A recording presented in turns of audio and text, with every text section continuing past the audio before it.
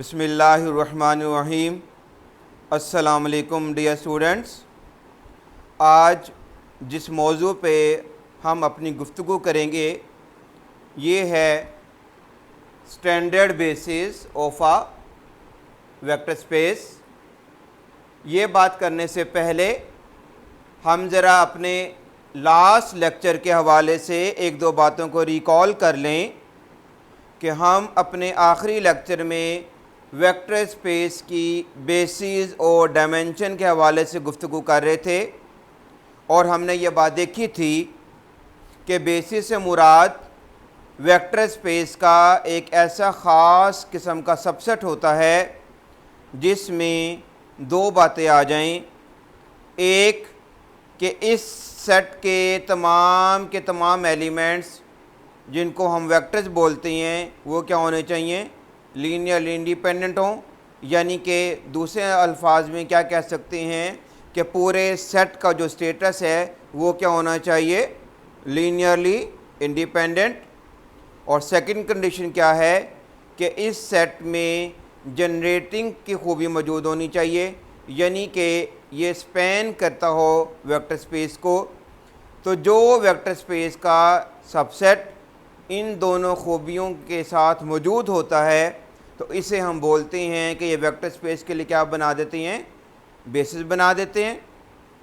और फिर हमने देखा था कि बेसिस के एलिमेंट्स की जो तादाद है ये कहलाती है वेक्टर स्पेस की डायमेंशन। इन दोनों बातों के दरमियान एक और बात, अगर बेसिस का ये सेट फाइनाइट हो तो हम कहते हैं कि वेक्टर स्पेस हमारी फाइनाइट डायमेंशनल वेक्टर स्पेस है। अगर ये सेट इनफाइनाइट हो जाए तो हम कहते हैं कि वेक्टर स्पेस हमारी क्या है, इनफाइनाइट डायमेंशनल है। और अगर फाइनाइट डायमेंशनल वेक्टर स्पेस है तो डायमेंशन जानने का क्या मेथड है कि हम इस सेट के अंदर मौजूद एलिमेंट्स को काउंट कर लेते हैं। तो जो आंसर आता है वो दरअसल इस वेक्टर स्पेस की क्या बन जाती है, डायमेंशन बन जाती है। और इस बात को हमने तफसीली तौर पे अपने लास्ट लेक्चर में देखा था। आज की गुफ्तगू का जो मरकज़ है, हम ये देखना चाहते हैं कि किसी भी वेक्टर स्पेस में स्टैंडर्ड बेसिस से क्या मुराद है, स्टैंडर्ड बेसिस से क्या मुराद है। अच्छा, ये बात करने से पहले एक छोटी सी बात और हम करते चलें कि वेक्टर स्पेसिस को भी हम दो तीन तरह से क्लासिफाई कर सकते हैं। एक हैं कोऑर्डिनेट वेक्टर स्पेसिस, यानी कि जो कोऑर्डिनेट सिस्टम्स के ज़रिए बनती हैं। जैसे आपके पास रियल नंबर की वेक्टर स्पेस है, यूक्लिडियन वेक्टर स्पेस है, यूक्लिडियन प्लेन के ऊपर जो मुश्तमिल होती है। R2 वेक्टर स्पेस है जो XY प्लेन के ऊपर मुश्तमिल होती है। ऐसे ही R3 है जिसमें हम तीन तरह के कोऑर्डिनेट्स लेते हैं और इस बात को हम जनरलाइज कर सकते हैं Rn तक। तो ये सारी की सारी वेक्टर स्पेसिस कैसी हैं, कोऑर्डिनेट वेक्टर स्पेसिस हैं। सारी की सारी वेक्टर स्पेसिस कैसी हैं, कोऑर्डिनेट वेक्टर स्पेसिस हैं। इसके अलावा और भी कई किस्म की वेक्टर स्पेसिस हैं, जैसे वेक्टर स्पेस ऑफ मैट्रिसेस हैं, हम जानते हैं। फिर हम ये भी जानते हैं कि पॉलिनोमियल्स के ऊपर भी हम वेक्टर स्पेस बना सकते हैं, बनाते हैं। तो ये सारी के सारी वेक्टर स्पेसिस हैं। लेकिन मैट्रिसेस वाली वेक्टर स्पेसिस या पॉलिनोमियल्स वाली जो वेक्टर स्पेसिस हैं इनको हम कोऑर्डिनेट वेक्टर स्पेसिस नहीं बोलते हैं। कोऑर्डिनेट वेक्टर स्पेसिस कौन सी हैं, जो कोऑर्डिनेट सिस्टम से हमें मिलती हैं। जैसे हमारे पास इन जनरल Rn है, Rn से मुराद है कि R का क्रॉस प्रोडक्ट हम लेते हैं n टाइम्स। तो R है, R2 है, R3 है, ये सारी की सारी वापस क्या हैं, कोऑर्डिनेट वेक्टर स्पेसिस हैं। और जो इनके अलावा हैं उनको हम कोऑर्डिनेट वेक्टर स्पेसिस नहीं बोलते। तो इसी एतबार से हम यहाँ पे अब ज़रा देखते हैं कि वेक्टर स्पेस में स्टैंडर्ड बेसिस से हम क्या मुराद लेते हैं। इसकी ज़रा एक पहले आप जनरल डेफिनेशन देख लीजिए, फिर हम इसकी तफसील में आते हैं। A standard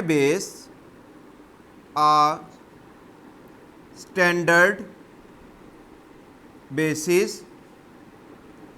और इसका दूसरा नाम आमतौर पे होता है नेचुरल बेसिस। दोनों एक ही नाम है, लेकिन आमतौर पे चूंकि ये स्टैंडर्ड बेसिस से जाना जाता है तो लिहाजा हम इसको स्टैंडर्ड बेसिस बोलते हैं, लेकिन लिटरेचर में इसका जो दूसरा नाम मिलता है वो हमें क्या मिलता है, natural basis of a coordinate vector space, of a coordinate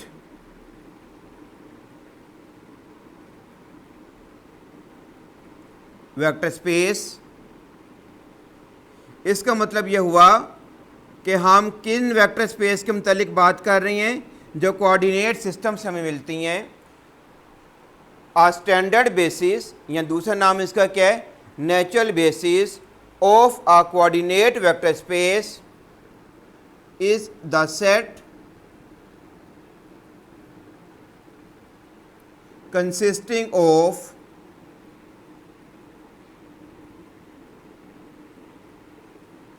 all vectors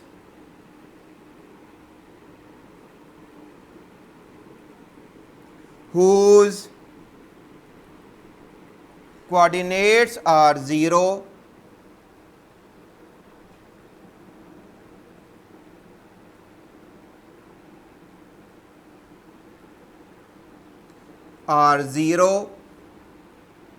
क्या हो, उस तमाम के कोऑर्डिनेट्स क्या हो, 0 हो, एक्सेप्ट वन कोऑर्डिनेट,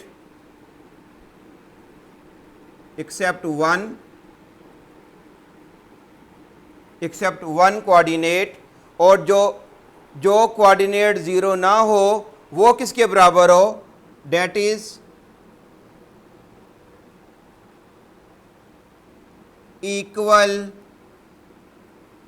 टू 1, और जो नॉन ज़ीरो कोऑर्डिनेट है वो किसके बराबर हो, 1 के बराबर हो। क्या लिखा, अ स्टैंडर्ड बेसिस और natural basis of a coordinate vector space is the set of all vectors whose coordinates are 0 except 1। Except 1 का मतलब क्या है कि उन तमाम कोऑर्डिनेट्स में एक कोऑर्डिनेट के अलावा तमाम कोऑर्डिनेट्स क्या हों, 0 हों, और जो कोऑर्डिनेट 0 नहीं है एक्सेप्ट 1, तो वो कोऑर्डिनेट किसके बराबर हो, 1 के बराबर हो। वो कोऑर्डिनेट किसके बराबर हो, 1 के बराबर हो। जैसे कि फॉर एग्जांपल, नोटेशन के बाद में बात करते हैं। फॉर एग्जांपल हम क्या कहना चाह रहे हैं कि for example if v is equals to, हमारे पास R2 है, वेक्टर स्पेस हम कहाँ ले रहे हैं, R2 ले रहे हैं ओवर R, वेक्टर स्पेस हम ले रहे हैं R2 ओवर R। तो यहाँ पर जो सेट स्टैंडर्ड बेसिस बनाएगा, जैसे हमने लास्ट टाइम देखा था, तो यहाँ पर जो सेट हमारे लिए स्टैंडर्ड बेसिस बनाएगा वो होगा S बराबर है हमारे पास क्या, 1 0 का और 0 1 के वेक्टर्स के ऊपर मुश्तमिल, 1 0 और 0 1 के ऊपर मुश्तमिल जो सेट होगा ये R2 के लिए क्या बनाएगा, स्टैंडर्ड बेसिस बनाएगा। ज़रा फिर दोबारा देख लें, R2 में हम जानते हैं हर एक एलिमेंट एक ऑर्डर्ड पेयर होता है, ठीक है। इसका मतलब यह हुआ कि स्टैंडर्ड बेसिस का हर एक एलिमेंट एक हमारे पास क्या होगा, ऑर्डर्ड पेयर होगा। अब ऑर्डर्ड पेयर की कितने कोऑर्डिनेट्स होते हैं, 2 कोऑर्डिनेट्स होते हैं। हमने क्या कहा, set of all vectors whose coordinates are 0, जिसके कोऑर्डिनेट 0 एक्सेप्ट 1।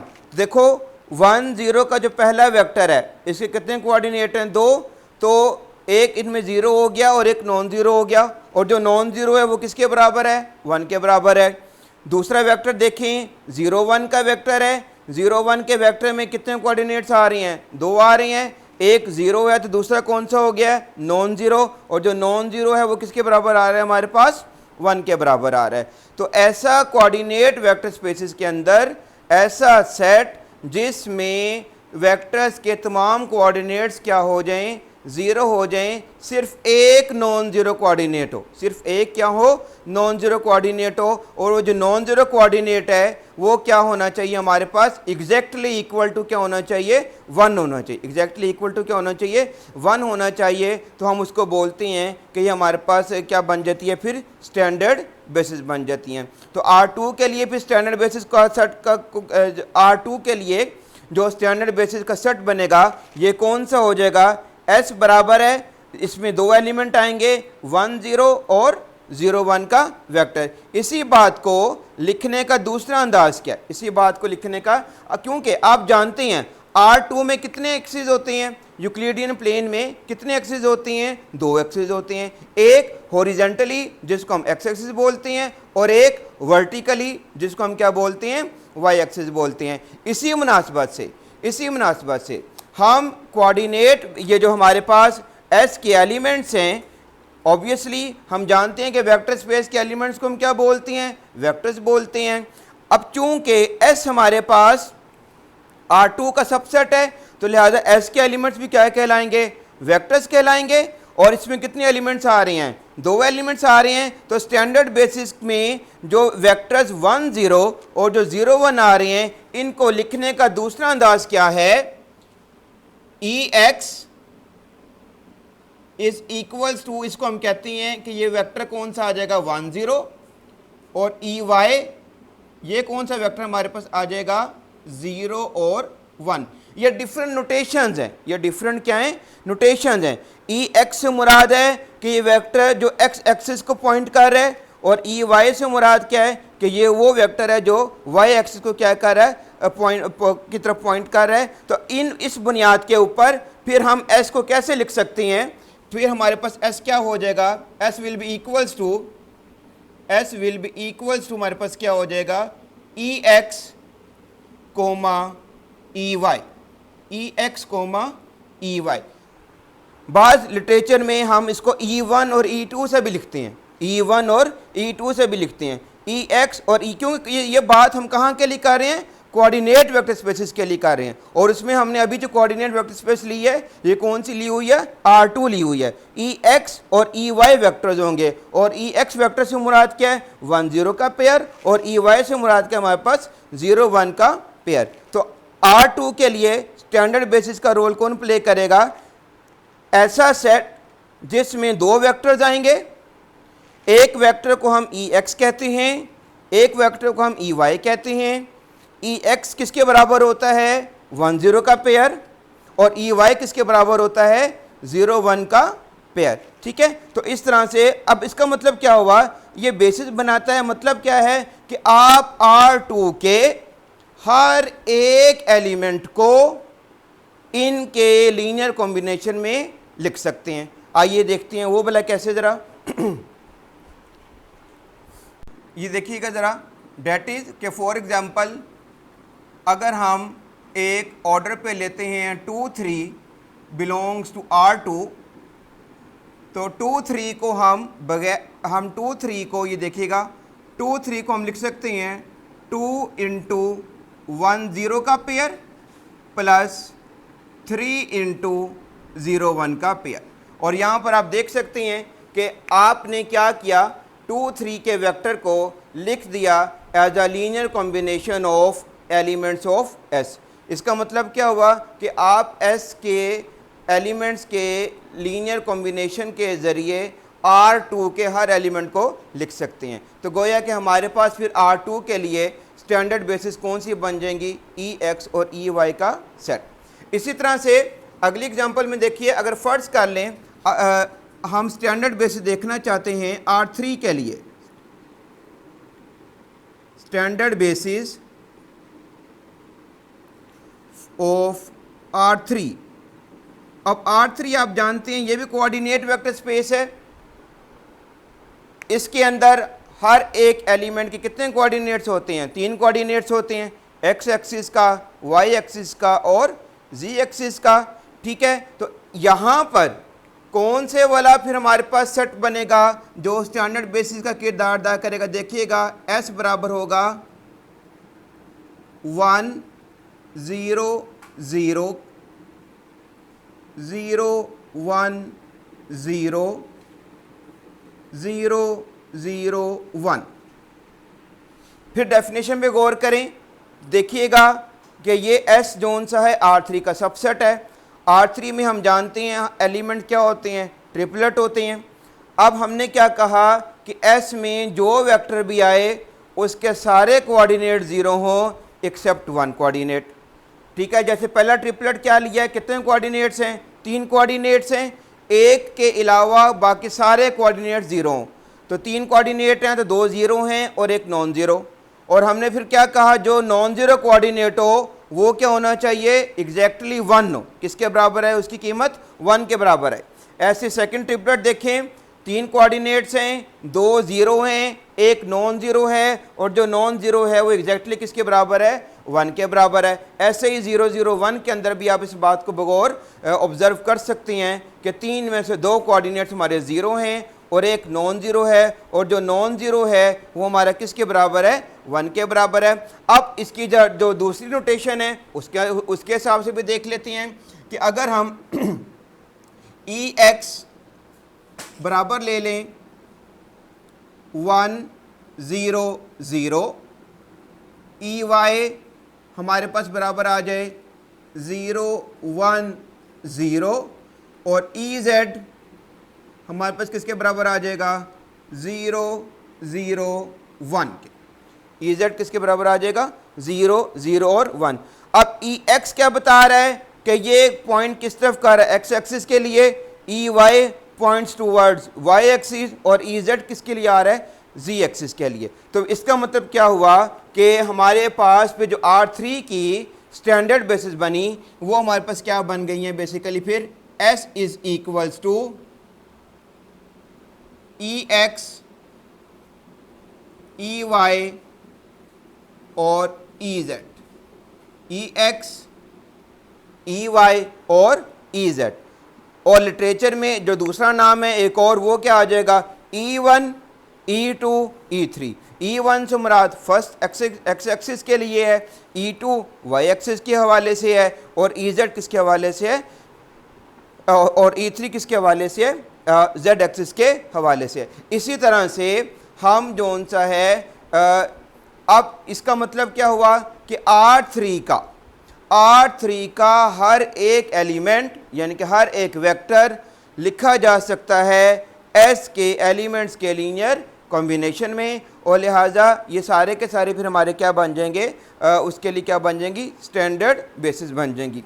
अच्छा, एक और बात, हुर्फ़े आम में स्टैंडर्ड बेसिस को हम एक और अंदाज में भी कहते हैं कि it is basically a sequence of orthogonal unit vectors, sequence of orthogonal unit vectors, it is also called standard basis. अगर आपको फ़र्ज़ कर लें ये वाली डेफिनेशन क्लियर नहीं हो रहा तो फिर हम इसी डेफिनेशन को एक और अंदाजे में क्या कहते हैं कि स्टैंडर्ड बेसिस से हम क्या मुराद लेते हैं कि ये एक सीक्वेंस है।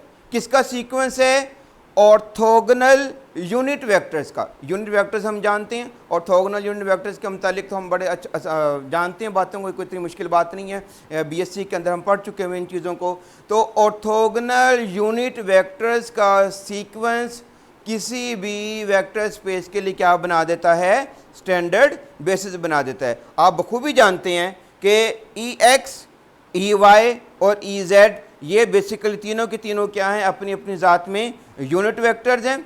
ठीक है, ई एक्स की डायरेक्शन एक्स एक्सिस के लिए है, ई वाई की वाई एक्सिस के लिए है और ई जेड की किसके लिए, जेड एक्सिस के लिए है। तो लिहाजा R3 की जो स्टैंडर्ड बेसिस आएंगी वो हमारे पास क्या आएंगी, 1 0 0 0 1 0 और 0 0 1 का सेट। इसी तरह से हम कोऑर्डिनेट वेक्टर स्पेसिस में इस बात को कंटिन्यू कर सकते हैं n डायमेंशनल तक।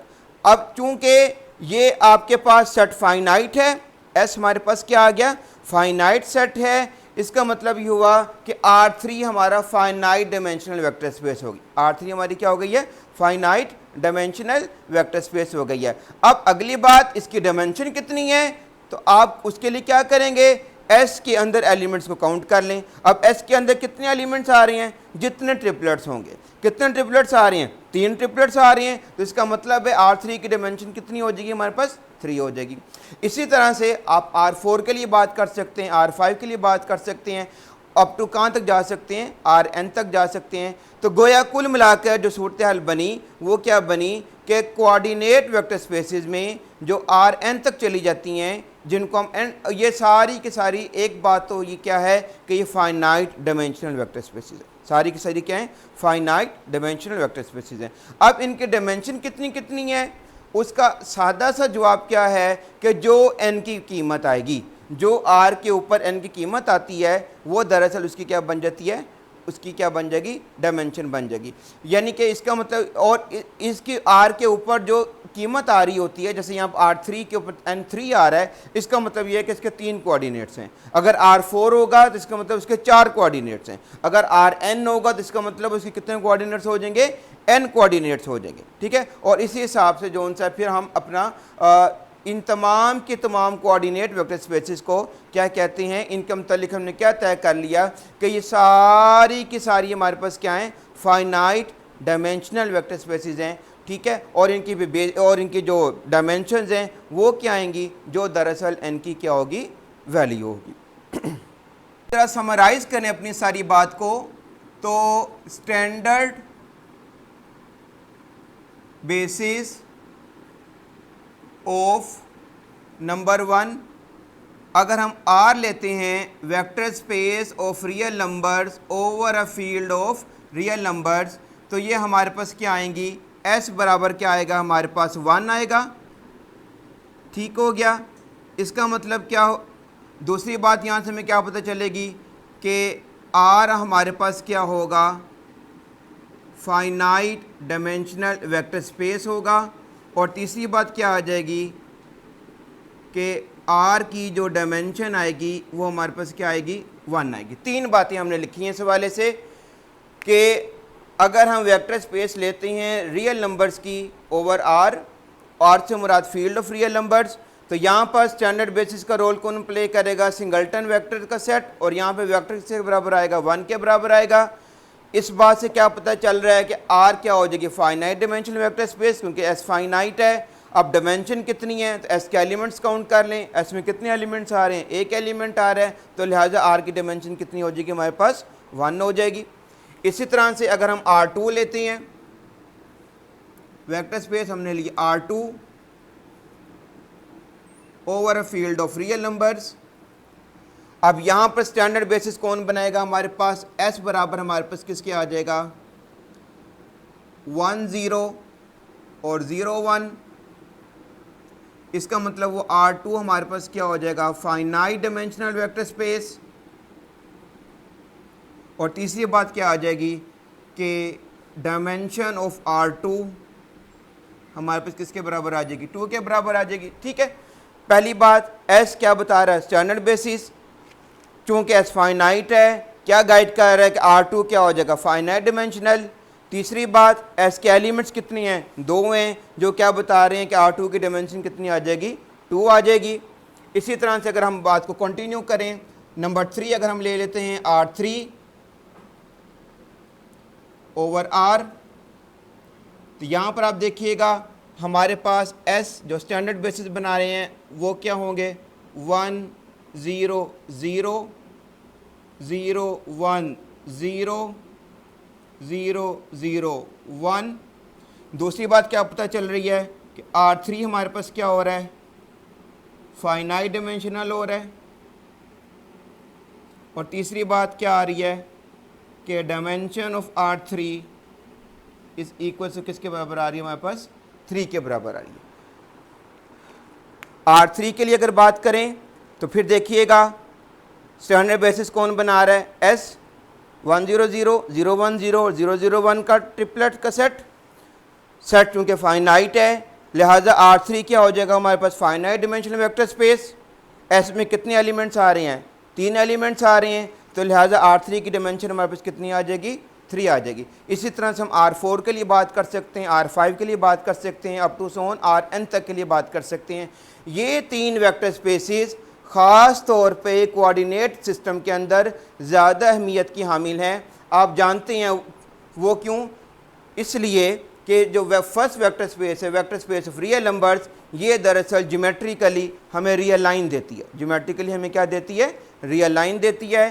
R2 ज्योमेट्रिकली हमें क्या देती है, कार्टेशियन प्लेन देती है या यूक्लिडियन प्लेन देती है, यानी कि ऐसा कोऑर्डिनेट सिस्टम देती है जिसके हमारे पास 2 एक्सिस होते हैं, एक्स एक्सिस और वाई एक्सिस। फिजिक ज्योमेट्रिकली हम इन बातों को जानते हैं। R3 क्यों इंपॉर्टेंट है? क्योंकि R3 हमें जो कोऑर्डिनेट सिस्टम देती है उसके 3 कोऑर्डिनेट्स होते हैं, एक्स एक्सिस, वाई एक्सिस और जी एक्सिस, ठीक है। और इसी तरह से इसको हम 3 डायमेंशनल स्पेस भी बोलते हैं। तो आम तौर पे हमारी गुफ्तगू में R2 और R3 जोन्स है वो ज़्यादा कलीदी किरदार अदा करती हैं, लिहाजा इनके मतलब थोड़ी सी तफसील मैंने आपको बता दी है। इसी तरह से हम इस बात को कंटिन्यू कर सकते हैं R4 के लिए, R5 के लिए, अब तो कहाँ तक चले जाएंगे, Rn तक चले जाएंगे। तो जो Rn है इसका मतलब वो उसके अंदर जो हमारे पास आएंगे स्टैंडर्ड बेसिस, चलें मैं आपको बता भी देता हूँ। जी ये देखिएगा ज़रा, आप Rn के लिए भी देख लेते हैं हम। Rn के लिए, ठीक है, Rn का बेसिकली मतलब क्या होता है, R क्रॉस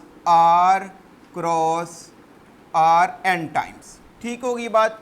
इसका मतलब ये हुआ कि यहाँ पर हर एक एलिमेंट n टपल होगा, हर एक एलिमेंट क्या होगा, n टपल होगा। और स्टैंडर्ड बेसिस की डेफिनेशन हमने क्या पढ़ी है कि वो सेट जिसमें तमाम वेक्टर्स के सारे कोऑर्डिनेट ज़ीरो एक्सेप्ट वन, और जो एक नॉन ज़ीरो कोऑर्डिनेट हो वो किसके बराबर हो, 1 के बराबर हो। जैसे यहाँ पर देखिएगा, अगर मैं E1 लिखता हूँ, E1 मैंने लिखा 1 0 0 और 0, ठीक हो गया। E2 अगर मैं लिखता हूँ, E2 मैंने लिखा 0 1 0 0, और ऐसे में चलूँगा तो मेरे पास क्या आ जाएगा, En मैंने लिखा और En मेरे पास क्या आ जाएगा, सॉरी En मेरे पास क्या आ जाएगा, 0 0 0 और 1। अब आप ये देखिएगा कि ये मैंने अब n टपल्स के ऊपर मुश्तमिल एक कलेक्शन ली है। E1 से मुराद पहला वेक्टर है, यानी कि जिसके अंदर फर्स्ट प्लेस के अलावा सारे कोऑर्डिनेट्स क्या आ रहे हैं, 0 आ रहे हैं, और फर्स्ट कोऑर्डिनेट के ऊपर क्या आ रही है, एंट्री 1 आ रही है। E2 में n एलिमेंट्स शामिल हैं, यानी कि n कोऑर्डिनेट्स हैं। यहाँ पर सेकंड एंट्री के अलावा बाकी सारी एंट्रीज़ क्या हैं, 0 हैं, और ऐसे कंटिन्यू करेंगे तो nth पोजीशन के ऊपर हमारे पास सिचुएशन क्या आ रही है कि जो टपल आ रहा है उसमें आखिरी एंट्री 1 आ रही है और उससे पिछली सारी की सारी हमारे पास क्या आ रही हैं, 0 आ रही हैं। तो यहाँ से अगर मैं समराइज़ करूँ Rn की स्टैंडर्ड बेसिस को, तो मेरे पास जो सेट बनेगा वो क्या बनेगा, S बराबर है E1 E2 E3 up to Son En, ठीक है। अब चूंकि सेट फाइनाइट है, सेट क्या है, फाइनाइट है, तो यहाँ से क्या पता चलेगा कि Rn मेरे पास क्या है, ये मेरे पास क्या है, फाइनाइट डायमेंशनल वेक्टर स्पेस है। 2 बातें हो गई। अब तीसरी बात, डायमेंशन कितनी है, तो S के एलिमेंट्स काउंट कर लें। S में कितने एलिमेंट्स आ रहे हैं, n एलिमेंट्स आ रहे हैं, तो लिहाजा हम यहाँ पर क्या कह देंगे कि हमारे पास Rn की जो डायमेंशन है वो किसके बराबर आ जाएगी, n के बराबर आ जाएगी। Rn की डायमेंशन किसके बराबर आ जाएगी, n के बराबर आ जाएगी। तो ये तो जितनी गुफ्तगू की है ये हमने की है स्टैंडर्ड बेसिस की कोऑर्डिनेट वेक्टर स्पेसिस के लिए। अब इसके अलावा जो वेक्टर स्पेसिस हैं, जैसे हमारे पास पॉलिनोमियल्स के वेक्टर स्पेसिस हैं, मैट्रिसेस के वेक्टर स्पेसिस हैं, आइए आप ज़रा वहाँ पर देखते हैं कि वहाँ पर हम स्टैंडर्ड बेसिस को कैसे विजुलाइज करेंगे। अब हमारे पास आ गई हैं standard basis of vector spaces of polynomials and matrices। पहले हम यहाँ पर ज़रा थोड़ा सा विजुलाइज कर लें कि पॉलिनोमियल्स और मैट्रिसेस के अंदर हमारे पास जो स्टैंडर्ड बेसिस हैं हम कैसे विजुलाइज करेंगे। अब चूंकि यहाँ कोऑर्डिनेट्स नहीं है, यहाँ पे कोऑर्डिनेट्स नहीं है, ये कोऑर्डिनेट वेक्टर स्पेसेस नहीं है, तो लिहाजा यहाँ पर कौन किरदार अदा करेगा, कोऑर्डिनेट्स के तौर पे क्या रोल, कौन रोल प्ले करेगा, कोएफिशिएंट्स रोल प्ले करेंगे। कौन रोल प्ले करेगा, आप जानते हैं पॉलिनोमियल का स्ट्रक्चर कैसा होता है आपके पास। जैसे फ़र्ज़ कर लें पॉलिनोमियल से हम क्या बना लेते हैं, फ़र्ज़ कर लें अगर मैंने पी एन ऑफ एक्स की बात करता हूँ, इससे मुराद मेरे पास क्या आती है, ए नोट प्लस ए वन एक्स प्लस मेरे पास क्या आ जाएगा, ए एन एक्स की ताकत एन, ठीक है, where a n is non zero. अब पॉलिनोमियल्स के अंदर ये कोऑर्डिनेट्स नहीं आएंगे, ठीक है, तो यहाँ पर हमारे पास जो कोफिशिएंट्स हैं इनके ऊपर बात आ जाएगी। किसके ऊपर बात आ जाएगी, कोफिशिएंट्स के ऊपर बात आ जाएगी, ठीक है। ऐसे ही मैट्रिसेस के अंदर बात करेंगे, ठीक है। तो यहाँ पे अब हम जो स्टैंडर्ड बेसिस को डिफाइन करते हैं वो हम किस तरह करेंगे, ये देखिएगा ज़रा। In these cases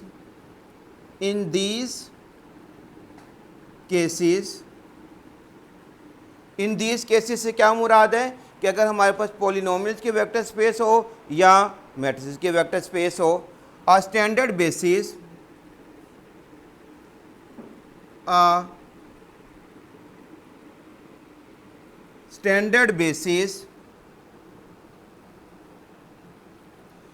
consists of elements of space such that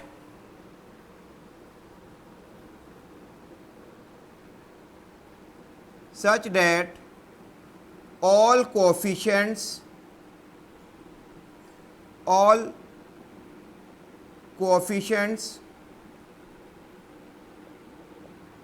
of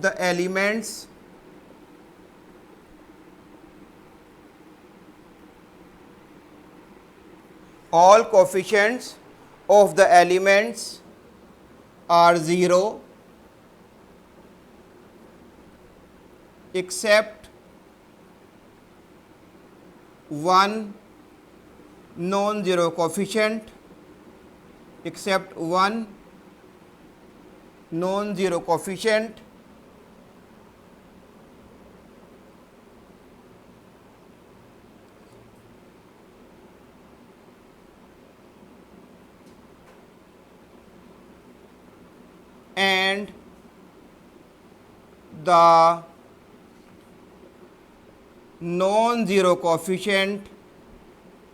and the non-zero coefficient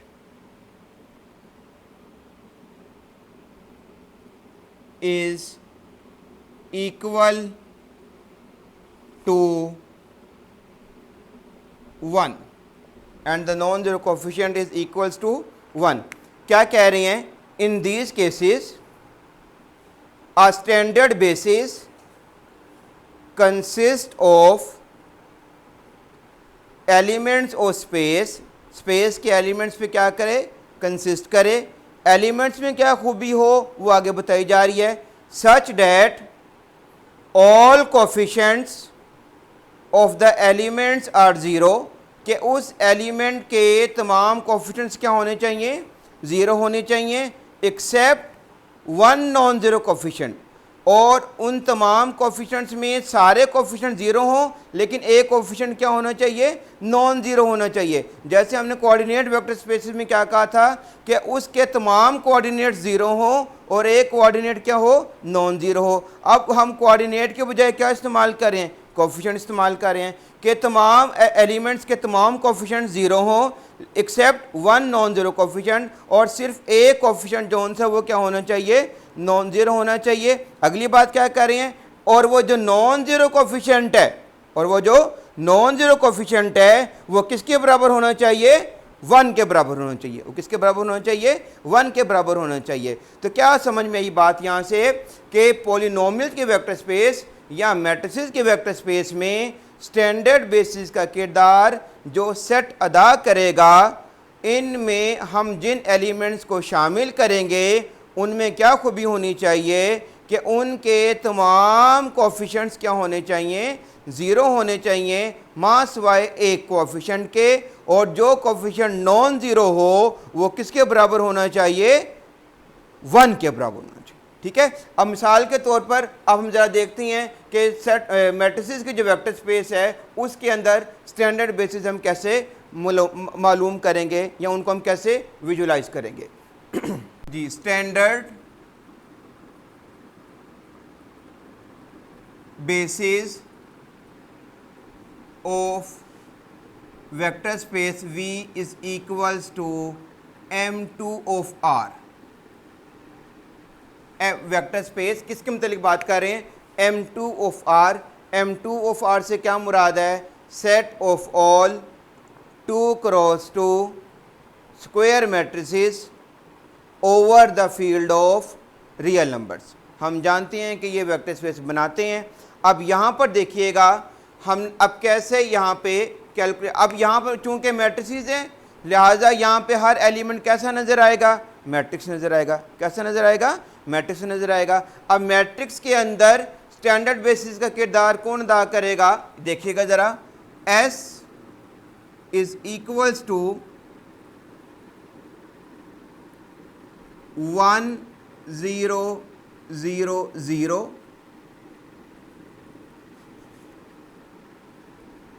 0 1 0 0 0 0 1 0 और 0 0 0 1। ये देखिएगा ज़रा आप, चूँकि यहाँ पर हर मैट्रिक्स की 2 रोज़ और 2 कॉलम्स हैं, अब यहाँ पे हम उन मैट्रिसेस के सेट को इकट्ठा करेंगे जिनमें क्या खूबी हो कि उसकी 3 एंट्री 0 हो और 1 एंट्री नॉन ज़ीरो हो, और जो एंट्री नॉन ज़ीरो हो वो 1 के बराबर हो। किसके बराबर हो? 1 के बराबर हो। जैसे पहले मैट्रिक्स में देखें A1 1 यानी कि फर्स्ट एंट्री 1 बाकी तीनों 0। सेकंड मैट्रिक्स देखें सेकंड एंट्री 1 बाकी तीनों 0, और ऐसे ही आखिर में देखें पहली तीनों एंट्री 0 और आखिरी एंट्री नॉन ज़ीरो, और नॉन ज़ीरो किसके बराबर आ रही है? 1 के बराबर आ रही है। तो ये हमारे पास क्या बन जाएगी? M2 की स्टैंडर्ड बेसिस। M2 की क्या बन जाएगी? Standard basis. या और चूंकि ये सेट फाइनाइट है तो दूसरी बात हम यहाँ से क्या कहेंगे कि M2 is finite dimensional vector space. M2 हमारे पास क्या हो जाएगा? Finite dimensional vector space. अब M2 की डायमेंशन कितनी है इसको कैलकुलेट करने का अंदाज क्या है कि आपने S के एलिमेंट्स काउंट कर लेने हैं। अब S के अंदर कितने एलिमेंट्स आ रहे हैं? 4 एलिमेंट्स आ रहे हैं। तो लिहाजा यहाँ से हमें क्या पता चला कि dimension of M2 of R ये किसके बराबर आ जाएगी? हमारे पास 4 के बराबर आ जाएगी। किसके बराबर आ जाएगी? 4 के बराबर आ जाएगी। ठीक है। अब इस सारी बात को एक छोटी से अंदाज में समझ लें कि अगर हमने फौरी तौर पे कैलकुलेट करना हो कि किसी भी m/n या किसी भी 2, इसका मतलब उसमें डायमेंशन कितनी आएगी? आपने क्या करना है, चूँकि ये M2 से मुराद क्या होता है? 2/2। M2 से मुराद क्या होता है? 2/2 मतलब 2 रोज़ और 2 कॉलम्स। तो आप 2 को 2 से मल्टीप्लाई कर लें, 2 को 2 से क्या कर लें? मल्टीप्लाई कर लें, तो क्या जवाब आ जाएगा? 4। तो ये बेसिकली उसकी क्या बन जाएगी? डायमेंशन बन जाएगी। पर याद रखें डायमेंशन के लिए तो हम 4 कह सकते हैं, लेकिन स्टैंडर्ड बेसिस के लिए हम इन 4 मैट्रिसेस के अलावा कोई और मैट्रिक्स नहीं ले सकते। क्यों? क्योंकि M2 में इन 4 के अलावा किसी 5वें मैट्रिक्स में ये खूबी मौजूद नहीं है कि उसकी बाकी एंट्री 0 हो और एक एंट्री क्या हो? Non zero. तो जितनी पॉसिबल आउटकम्स आ सकती हैं वो हमने इस S के अंदर लिस्ट कर दी हैं। तो ये हमारे पास कितने आ जाएंगे? 4 आ जाएंगे। इसी तरह से आप जो उनसा है यहाँ पर भी वो बात कर सकते हो कि पहले मैट्रिक्स को आप E1 कह दो, दूसरे को E2 कह दो, तीसरे को E3 कह दो, चौथे को क्या कह दो? E4 कह दो। उस तरह से भी बात चलाई जा सकती है और इस तरह से भी हम बात को कर सकते हैं। अब इसी तरह से अगर हम M3 के लिए आ जाएं, M3 के लिए अगर हम आ जाएं तो M3 के लिए फॉर वेक्टर स्पेस M3, अब आप देखिएगा, अब मैं यहाँ से बात को थोड़ा सा सिंप्लीफाई कर रहा हूँ, समराइज करने की कोशिश कर रहा हूँ। अगर मैं M3 आ जाऊँगा, M3 में अब M3 का मतलब यह हुआ कि यहाँ पर मेरे पास 3/3 के मैट्रिसेस होंगे। कौन से मैट्रिसेस होंगे? 3/3 के, यानी कि 3-3 रोज़ होंगी और 3-3 क्या होंगे? कॉलम्स होंगे। और यहाँ पर जो मैट्रिसेस आएंगे वो 9 आएंगे, जो कि इस तरह के होंगे कि जिनकी बाकी 8 एंड, अब देखिए ना, अगर 3/3 का मैट्रिक्स हुआ तो इसका मतलब है उसकी कुल कितनी एंट्रीज होगी, 9 एंट्रीज होगी। अब 9 एंट्रीज में से 8 एंट्रीज ज़ीरो होंगी और एक एंट्री नॉन ज़ीरो होगी, और जो एंट्री नॉन ज़ीरो होगी वो मेरे पास किसके बराबर आ जाएगी, 1 के बराबर आ जाएगी। यानी कि मैं एक इसका एलिमेंट लिख देता हूँ कि यहाँ पर एक एलिमेंट जो उनसे आएगा वो हमारे पास किस तरह का आएगा, 1 0 0 0 1 0, सॉरी 1 0 0 0 0 0 और फिर 0 0 और 0, यानी कि 9 एंट्रीज में से पहली एंट्री 1 आएगी और बाकी सारी मेरे पास क्या आएंगी, 0 आ जाएंगी। इसी तरह से अब कंटिन्यू करेंगे तो जो आखिरी इसकी आखिरी एलिमेंट आएगा वो क्या आ जाएगा मेरे पास, 0 0 0 0 0 0 0 0 और 1। ये भी देखिएगा कितनी एंट्रीज आ रही हैं, 9 एंट्रीज आ रही हैं, इनमें सारी की सारी 0 हैं, एक नॉन ज़ीरो है, लास्ट वन वाली नॉन ज़ीरो है, और वो जो नॉन ज़ीरो एंट्री है वो किसके बराबर है, 1 के बराबर है। तो इसका मतलब है कि मैं अगर s को लिखूं, यहाँ पे मेरे पास s फिर क्या आ जाएगा, फ़र्ज़ कर लीजिए मैं इनको नाम देता हूँ E1 का, E1 E2, तो ये कहाँ तक चला जाएगा, E9 तक, कहाँ तक चला जाएगा, E9 तक। अब यहाँ से क्या मुझे पता चल रहा है कि सेट चूँकि फाइनाइट है, यहाँ से क्या आ जाएगा कि M3 जो वेक्टर स्पेस है ये क्या हो जाएगी, फाइनाइट डिमेंशनल वेक्टर स्पेस हो जाएगी। आप इसकी डायमेंशन कितनी है, एस के एलिमेंट्स काउंट कर लें, एस के अंदर कितने एलिमेंट्स आ रहे हैं, 9 एलिमेंट्स आ रहे हैं, तो M3 की डायमेंशन मेरे पास कितनी आ जाएगी, 9 आ जाएगी। ठीक है, इसी तरह से आप 4/4 के लिए बात कर सकते हैं, अप टू n तक बात कर सकते हैं। तो इन जनरल हमारे पास जो है यहाँ से एक फार्मूला बन जाएगा n की डायमेंशन निकालने का। आइए अब वो देख लेते हैं। जी अब देखिएगा ज़रा, अगर हम v बराबर ले लेते हैं mn ऑफ r, और mn ऑफ r से मुराद हमारे पास क्या है, space of all n cross n square matrices over the field of real numbers, over the field of real numbers.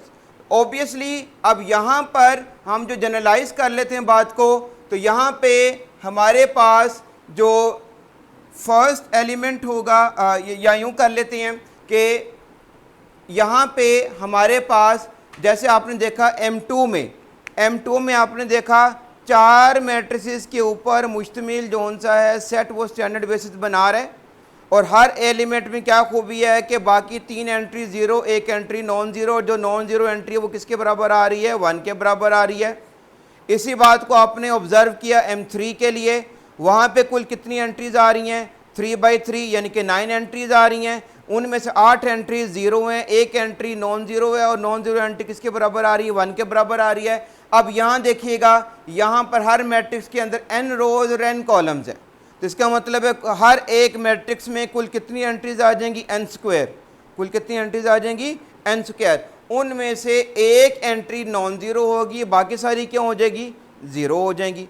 ठीक होगी बात, और जो नॉन ज़ीरो एंट्री होगी वो वापस किसके बराबर आ जाएगी, 1 के बराबर आ जाएगी। तो यहाँ से हम फिर बाकायदा तौर पे क्या कह सकते हैं कि mn ऑफ r जो उनसा होगा ये हमारे पास क्या हो जाएगा, फाइनाइट डायमेंशनल हो जाएगा, फाइनाइट डायमेंशनल हो जाएगा। और इसकी जो डायमेंशन है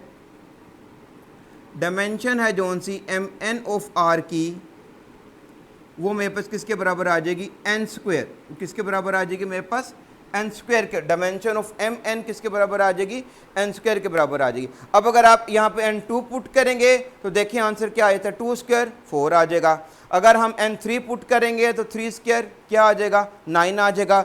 अगर मैं 4 पुट करूँगा तो क्या आ जाएगा मेरे पास, 4 स्क्वायर आ जाएगा। ठीक है, अब इसकी जो पहली एंट्री है, फ़र्ज़ कर लीजिए अगर मैं लिखता हूँ उसको A11 से लिखता हूँ, A11 लिखता हूँ, तो ये मेरे पास क्या कैसा मैट्रिक्स बन जाएगा कि 1 0 0 0 0 0 0 0, और इस तरह सारी एंट्री मेरे पास क्या आ जाएंगी, 0 0 0। तो ये मेरे पास सारी के सारी एंट्रीज क्या आ जाएंगी, अब अगर A11 अगर फर्ज के लिए नहीं भी लिखना चाहते तो आप इसको किसी और सिंबल से भी लिख सकते हैं, कोई इसमें हर्ज की बात नहीं है। E1 लिख लें, E11 लिख सकते हैं, ऐसे E12 आ जाएगा, E13। मतलब ये कि हम ये बताना चाह रहे हैं A11 से मुराद ये बेसिकली ए के नीचे जो 11 है ये दरअसल नॉमिनेट कर रहा है या रिप्रेजेंट कर रहा है कि इस पूरे मैट्रिक्स में कौन से वाली एंट्री नॉन ज़ीरो रखनी है। A11 से क्या मुराद है, ए के नीचे जो 11 लिखा हुआ है यहाँ पर 11 का हम जानते हैं फर्स्ट रो फर्स्ट कॉलम, यहाँ पे जो 11 है ये हमें ये गाइड कर रहा है कि पूरे के पूरे सिनेरियो में इस वाले मैट्रिक्स में जो इसमें n रोज और n कॉलम्स हैं उसमें कौन से वाली एंट्री नॉन ज़ीरो है। फ़र्ज़ कर लें अगर मैं लिखता हूँ A23, मैं क्या लिखता हूँ A23, तो A23 से मुराद क्या होगी कि उस n/n मैट्रिक्स में सेकंड रो और थर्ड कॉलम उस एंट्री के उस पोजीशन पे जो एंट्री आएगी वो 1 आएगी, बाकी सारी की सारी क्या आएंगी मेरे पास 0 आएंगी। तो इस तरह से हम मैट्रिसेस के वेक्टर स्पेस के अंदर स्टैंडर्ड बेसिस के मुतालिक विजुअलाइजेशन कर सकती हैं। और यहाँ से हमने ये भी देख लिया कि MN जो सा है ये हमारे पास क्या है, फाइनाइट डायमेंशनल वेक्टर स्पेस है। और डायमेंशन इसकी हमारे पास इन जनरल हमने निकाल लिया फार्मूला, वो हमारे पास क्या आ गया, n स्क्वायर आ गया, हमारे पास क्या आ गया, n स्क्वायर आ गया। अगर हम n2 पुट करेंगे इसका मतलब है M2 की डायमेंशन पूछी जा रही है तो वो किसके बराबर आ जाएगी, 4 के बराबर आ जाएगी। ऐसे ही n3 के लिए 4 के लिए हम काम कर सकते हैं। तो गोया हमने ये देख लिया कि कोऑर्डिनेट वेक्टर स्पेसिस की तरह space of all square matrices with n rows and n columns, ये भी हमारे पास क्या बनाती है, फाइनाइट डायमेंशनल वेक्टर स्पेस बनाती है। और हर एक की डायमेंशन भी हम कैलकुलेट कर लेते हैं और उसका हमने फार्मूला क्या पढ़ लिया कि mn की डायमेंशन किसके बराबर आ जाएगी, n स्क्वायर के बराबर आ जाएगी। अब यहाँ पर आप n की वैल्यू को सब्स्टिट्यूट कर दें। फर्ज कर ले मैंने m5 निकालना है, m5 की डायमेंशन निकालनी है, तो फार्मूले में क्या आ जाएगा, 5 स्क्वायर आ जाएगा, विच इज़ इक्वल टू क्या आ जाएगा हमारे पास 25 आ जाएगा। ठीक है, इसी तरह से आप पॉलिनोमियल्स की मैट्रिसेस के लिए भी पॉलिनोमियल की स्पेस के लिए भी स्टैंडर्ड बेसिस की बात कर लेंगे। वहाँ पे जो बात आ जाएगी वो कोफिशिएंट्स पे आ जाएगी और वहाँ पे इस तरह ही होगा कि हर वो पॉलिनोमियल जिसकी फर्स्ट कोफिशिएंट जोन सा है यानी कि मोनोमियल हो जाएगा ना, वहाँ पे क्या हो जाएगा, मोनोमियल हो जाएगा कि फर्स्ट कोफिशिएंट 1 हो, बाकी सारे कोफिशिएंट्स क्या हो, 0, तो वहाँ से भी आप उसको कैलकुलेट कर सकते हैं।